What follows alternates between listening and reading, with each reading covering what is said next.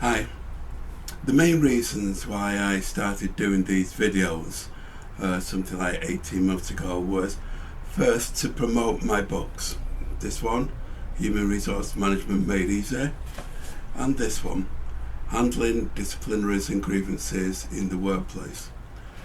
Now these are directed at the smaller company or charity that can't afford human resource advice on a permanent or even a consultancy basis. And I felt it was important to be able to provide books that guided the smaller organisation in terms of ethical human resource management and what would help them become basically a higher level sophisticated employer within today's very fluid, fluctuating markets. Now, a second reason that I started doing these videos coincided with the beginnings of COVID and also with other issues around human resource management. So I started doing videos on things like furlough, what would happen, how to do it, what happens when it comes to making people redundant, processes to go through, ethical ways of handling these situations that would in many ways contribute to keeping the smaller employers out of the industrial tribunals. They're also directed at the employees of smaller organisations or any organisations because they provide a guide on what things should be done to help themselves out, how they can look to improve the companies that they work for. Now, they're not shop stewards manuals or anything like that, but there is an impact on employee relations that could be beneficial. Now, my experience in employee relations goes back to 1974, 1975, when at the age of 20 and 21, I was a young shop steward in an engineering factory. And it was a struggle then, just like it is now in the area of employment.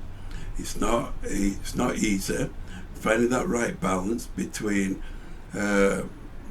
employee relations that leads to conflict and employee relations that leads to mutual benefit can be a difficult task. And in this book, Human Resource Management Made Easy, a lot of that is covered. And in this book, Handling Disciplinaries and Grievances in the Workplace, a lot of the bread and butter of handling these things is covered so that the employer and the employee can operate in a safer environment. And that brings me to another reason why I started doing these videos, and that was basically to offer free commentary on what is going on at the moment in terms of employment. Now, we've seen a couple of things over the past few weeks. One I want to deal with first is the issue of Europe. Now, this time last year, the withdrawal agreement was published, that oven ready withdrawal agreement with the Northern Ireland Protocol, and I did a video on that.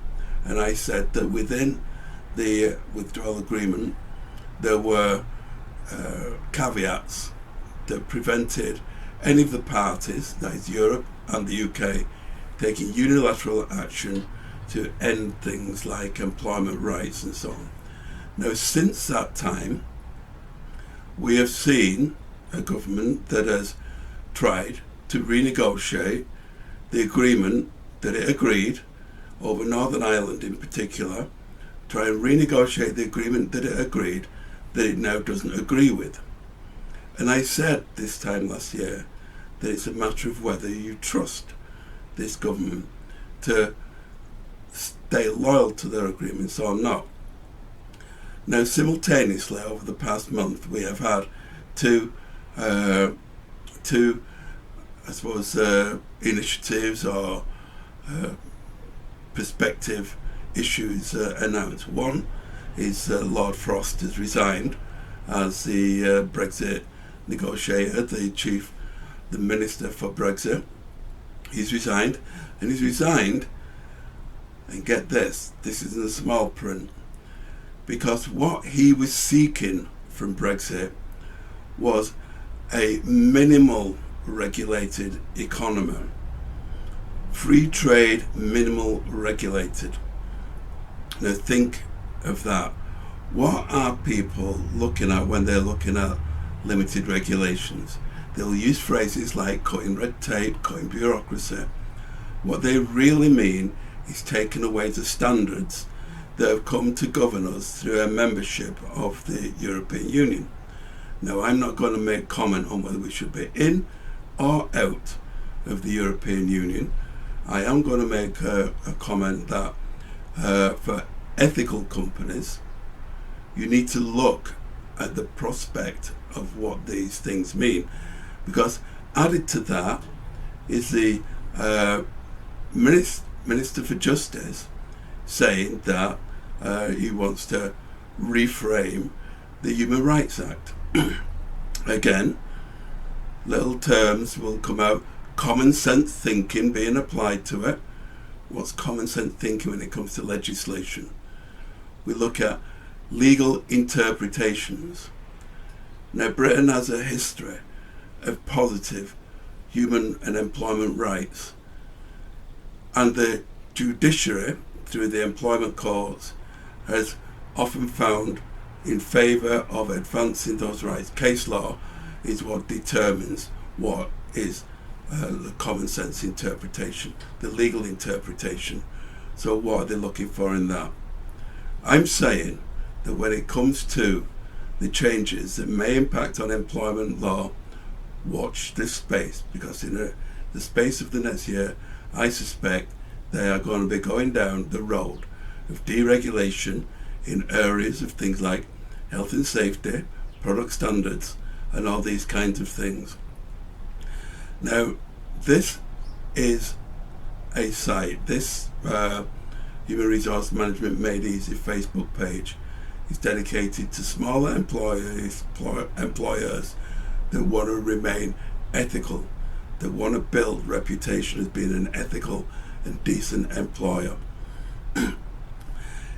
If you agree with minimal regulation, if you agree that this should be cut, then please block anything that comes from me, because I'm dead against it. I'm all for progressive policies in employment, good industrial relations.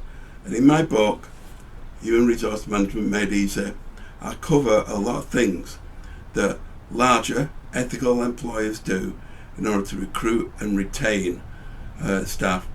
And these can be replicated or copied in some way, altered, changed within the smaller organisation. No cost and only benefit.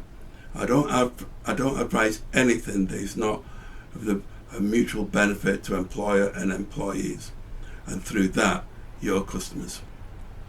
Now, I want to do another quick little comment, and this is on the COVID issue, which has come about in the past 2 years, but basically, yet again, we are going into another spike in infections, and people been advised to return to work, not return to work within the civil service. A lot of people are having to return to work, and now these are government employees that are being forced to return to work, as if everyone was skiving during the work from home periods. You can easily devise metrics to work out how people are working, what their productivity rate is, what their standard of work is whilst working from home. The flexibility of people working from home is more often than not very much in favour of the employer. And I want you to consider this very much as we go into the new year, that if people can work from home, do so. Now, one of the things where people are going to find it difficult to work from home is working in frontline services like retail. And a lot of retail is a smaller shop that relies on people going into the shop rather than internet purchase. And so here lies a problem. It's a health and safety problem. If you put on the door that someone won't be admitted to your shop if they're not wearing a mask, and they decide to wear a mask when they come in that shop, you're presented with a problem. Health and safety of your employees and anyone else in that shop being subject to someone putting them at risk by not wearing a mask. Your second problem is if your employees were to challenge them, then what we saw last year, 2020, was an upsurge in abuse of staff.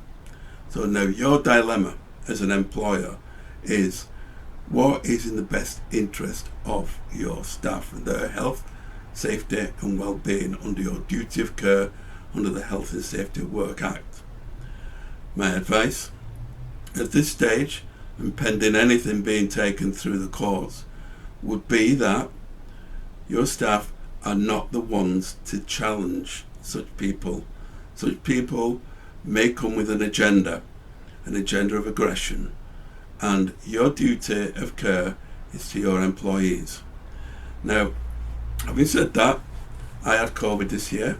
It led to a 9-month absence from me doing anything at all, from January to September. And in that time, I wrote a book about my COVID experience, Touch and Go, where I almost died more than once. Now, the royalties from this book will go to charities, are going to charities. None of it comes to me. So I would love to use this video to advertise this book and ask that you purchase this and look after your staff. Thanks for watching. Bye bye.